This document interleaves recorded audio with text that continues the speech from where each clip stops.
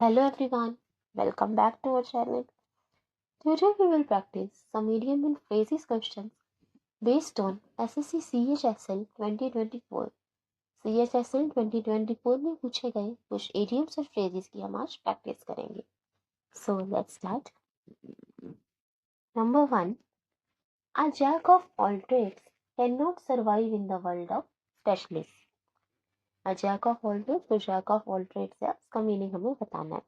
Sentence कह रहा है कि जो जैक ऑफ ऑल ट्रेड्स होता है वो स्पेशलिस्ट की दुनिया में सरवाइव नहीं कर सकता. स्पेशलिस्ट मतलब विशेषज्ञ जो अपने काम में एक्सपर्ट हो. अब जैक ऑफ ऑल ट्रेड्स का क्या मीनिंग है? ऑप्शंस हैं. A good communicator, a person who can do many things but is not an expert in any, an expert of many jobs, और a businessman. A good communicator मतलब जो अपनी बात अच्छे से कम्युनिकेट कर पाए, दूसरों की बात सुन पाए, तो कम्युनिकेशन अच्छे से कर सके.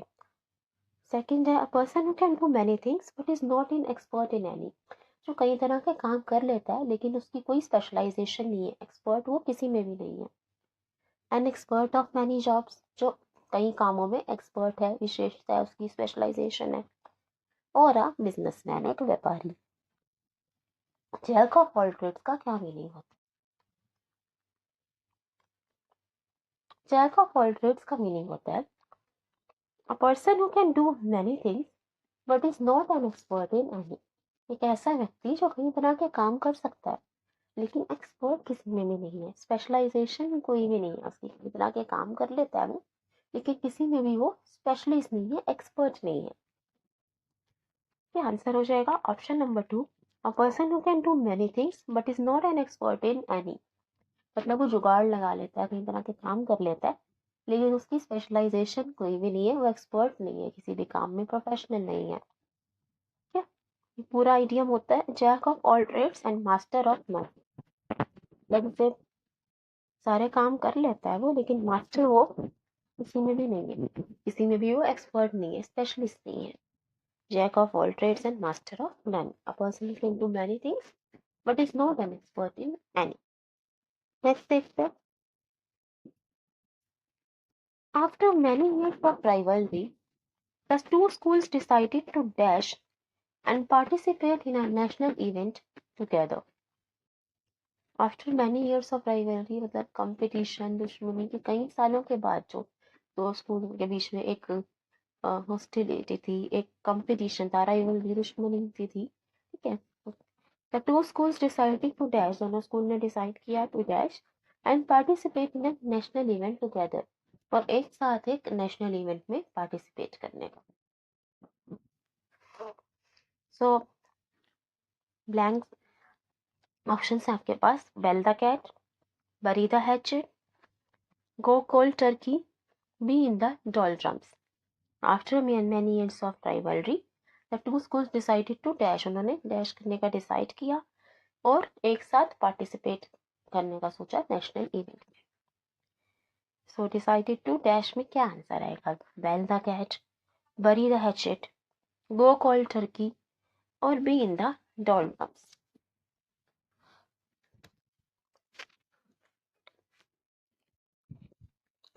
देखो यहाँ पे नेशनल इवेंट में टुगेदर पार्टिसिपेट करने की बात हो रही है, हम एक साथ पार्टिसिपेट करते हैं. तो दुश्मनी जो उनका पहले थी, जो कंपटीशन था, उसको खत्म किया होगा उन्होंने, तभी वो एक साथ एक नेशनल इवेंट में पार्ट ले रहे हैं. ठीक है. तो कुछ पॉजिटिव सेंस होना चाहिए यहाँ पे जो इडियम है. आंसर हो जाएगा इसका बरी द हैचेट. बरी द हैचेट का मतलब होता है कि जो पुरानी बात है उसको खत्म कर देते हैं, गाड़ देते हैं, जो पुरानी बातें बरी कर देते हैं और एक नई शुरुआत करना. जो पुरानी लड़ाई थी, कंपटीशन था, उसको खत्म करके जब एक नई शुरुआत करने की बात कर रहे हैं उसे कहते हैं बरी द हैचेट. सो आंसर हो जाएगा ऑप्शन 2, बरी द हैचेट. बाकी ऑप्शंस का हम मीनिंग देख लेते हैं. Bell the cat means to perform a dangerous और risky task. Bell the cat का मतलब होता है कि कोई रिस्क लेना, डेंजरस या रिस्की टास्क परफॉर्म करना, कोई खतरा मोल लेना. ठीक है. बेल द कैट के बिल्ली के गले में घंटी डालना एक रिस्की काम है. ठीक है. तो बेल द कैट का मतलब होता है to perform a risky difficult task, कोई मुश्किल काम करना. Bury the hatchet means to stop an argument and become friends again. जो भी आर्ग्यूमेंट था, जो भी लड़ाई थी, उसको खत्म करके दोबारा से दोस्ती कर लेना, पुरानी बातों को खत्म करके।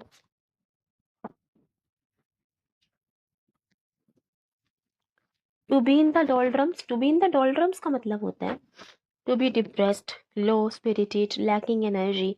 To be in the doldrums का मतलब होता है डिप्रेस्ड होना, दुखी होना, एनर्जी कम होना, क्या उसे कहते हैं, मतलब वीक फील करना, लो फील करना। Go cold turkey, go cold turkey means to stop using a habit और सब्सटेंस सडनली और कंप्लीटली। मतलब एकदम से कोई आदत छोड़ देना या कोई चीज यूज करना छोड़ देना एकदम से। जैसे किसी ने एकदम से मूवीज देखना छोड़ दिया, स्मोकिंग छोड़ दी, तो उसे कह सकते हैं गो कोल्ड टर्की। वो कोल्ड टर्की मतलब कोई भी आदत, कोई चीज एकदम से छोड़ देना, उसे त्याग देना, उसे कहते हैं गो टर्की। तो आंसर हो जाएगा इसका हमारा option number 2, bury the hatchet, which means to stop an argument and become friends again। ठीक है, नेक्स्ट देखते हैं। To throw dust in one's eyes, to throw dust in one one's eyes, आंखों में धूल झोंकना, इसका क्या मीनिंग होगा? To talk in an abusive language, abusive language में बात करना, अभद्र भाषा का प्रयोग करना। To mislead someone by tricks, किसी को ट्रिक से मतलब धोखा देना, मिसलीड कर लेना। To make someone blind for ever, किसी को ब्लाइंड कर देना। To hit someone with stone, किसी को स्टोन से, पत्थर से मारना।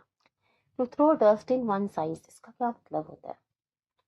To throw dust in one's eyes का मतलब है, आंसर हो जाएगा option 2, to mislead someone by tricks, मतलब किसी को बेवकूफ बनाना, उसे धोखा देना, उसे कहते हैं mislead someone by tricks. To throw dust in one's eyes, किसी की आंखों में धूल झोंकना। नेक्स्ट देखते हैं। Every piece of furniture in house is in apple pie order, उसके घर में जो भी फर्नीचर है सब एप्पल पाई ऑर्डर में है। एप्पल पाई ऑर्डर का मीनिंग बताना है। ऑप्शंस है very neatly arranged, painted in light colours, very delicately arranged, keep in a disorganised way. Very neatly arrange मतलब बहुत साफ सुथरा, अच्छी तरह से सारा फर्नीचर उसके घर में रखा हुआ है, एकदम साफ सुथरा, neatly arranged. Painted in light colours, उसका जो फर्नीचर है घर में उसमें लाइट कलर से पेंट किया हुआ है। Very delicately arrange, delicately arrange किया है। या फिर कीप इन अ डिसऑर्गेनाइज्ड वे, मतलब उसके घर में फर्नीचर ऐसी, मतलब किसी भी ऑर्गेनाइज वे में नहीं पड़ा हुआ, कोई भी सामान कहीं भी रख दिया तो ऑर्गेनाइज वे में नहीं है, डिसऑर्गेनाइज्ड वे में। एप्पल पाई ऑर्डर का क्या मतलब होता है? एप्पल पाई ऑर्डर का मतलब होता है वेरी नीटली अरेंज्ड। आंसर हो जाएगा ऑप्शन 1, वेरी नीटली अरेंज, मतलब एकदम साफ सुथरा, कोई अच्छे से जो चीज रियो से कहते हैं एप्पल पाई ऑर्डर।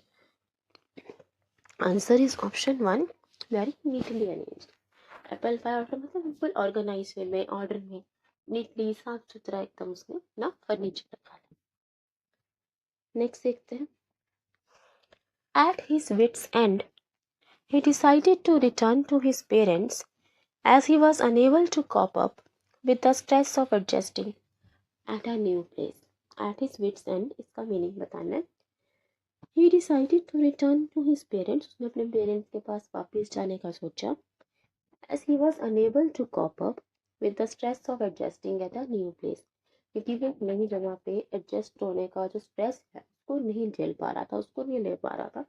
उसने सोचा कि अपने पेरेंट्स के पास वापस चला जाए। तो हमें बताना है meaning at his wits end का। ऑप्शंस है not knowing what to do, ये समझ नहीं आना कि क्या करे, एकदम से घबराहट होना, एंजाइटी होना, नर्वसनेस होना, समझ नहीं आना कि क्या करना है। टेकिंग ऑल नोट्स, सारे नोट्स लेना। आफ्टर थिंकिंग, सोच विचार करने के बाद। डिसाइडिंग आफ्टर कंटेम्पलेशन,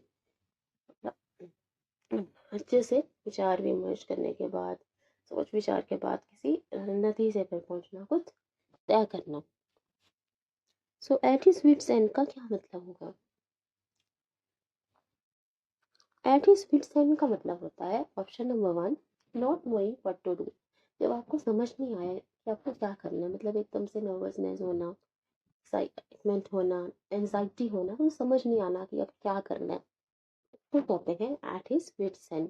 उसे समझ नहीं आ रहा था कि वो क्या करे, वो नई जगह पे रहने का स्ट्रेस नहीं झेल पा रहा था उसको, इसलिए उसने सोचा कि अपने पेरेंट्स के पास वापस चला जाए। तो आंसर हो जाएगा option number 1, not knowing what to do. जब समझ ना आए कि आगे क्या करना है, कुछ डिसाइड ना कर पाए, उसके लिए हम यूज करते हैं नॉट हिज विट्स एंड। मतलब वो होना, एंजाइटी होना, कुछ समझ नहीं आना, तब यूज करते हैं at his wits end, at somebody wits end. Next देखते हैं, out of the frying pan and into the fire. Out of the frying pan and into the fire. Options हैं, इसका मीनिंग बताना है। ऑप्शंस हैं, things getting intense by the hour, चीज़ों का intense हो जाना, सीरियस हो जाना, थोड़ा गंभीर हो जाना। बीइंग अ हॉरिबल कुक, बुरा कुक होना, out of the frying pan into the fire, मतलब जो अच्छा कुक नहीं है, बहुत बेकार कुक है। नेक्स्ट है, being with someone and good times as well as bad times, किसी के अच्छे या बुरे समय में उसके साथ रहना। Things going from bad to worse, चीजों का बद से बदतर हो जाना, बुरे से और बुरा हो जाना। So out of the frying pan and into the fire का क्या मीनिंग है?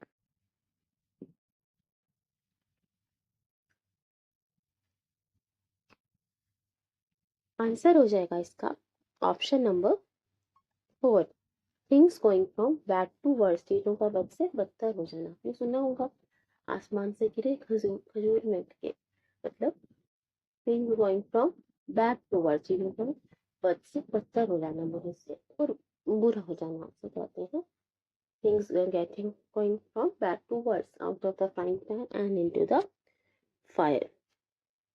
फ्राइंग पैन से निकल के फायर में ही चला गया। सो आंसर हो जाएगा option number 4, things going from bad to verse.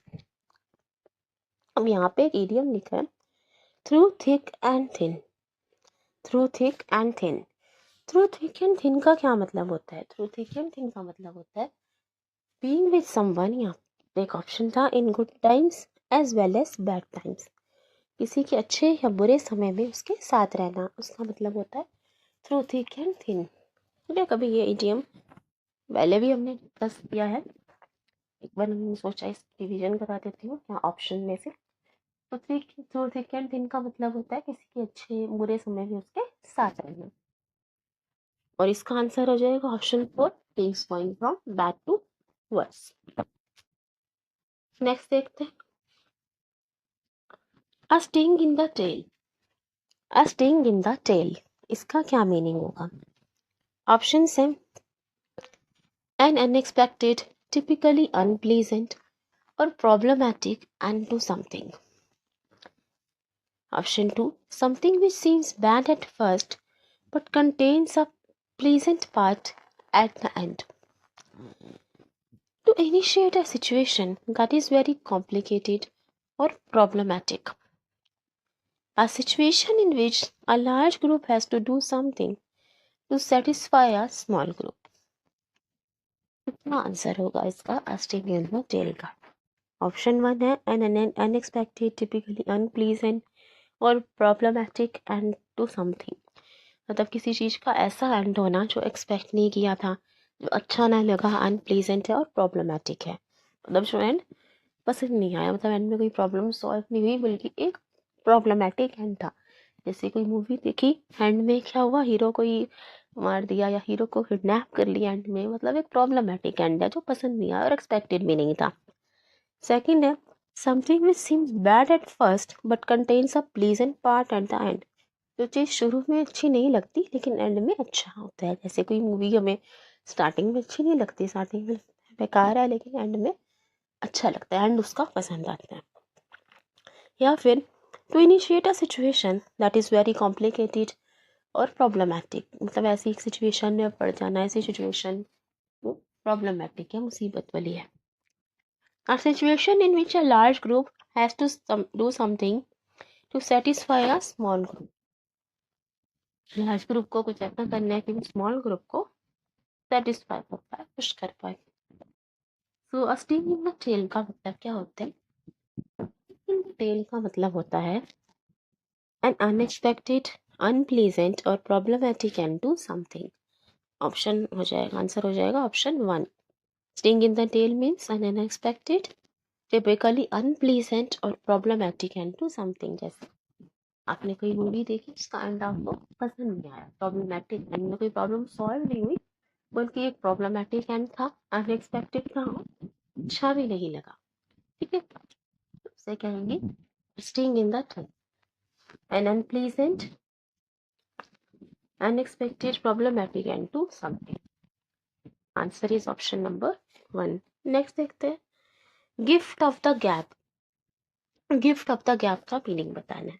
Option है witty, humorous, talent for speaking और टैलेंट फॉर सिंगिंग।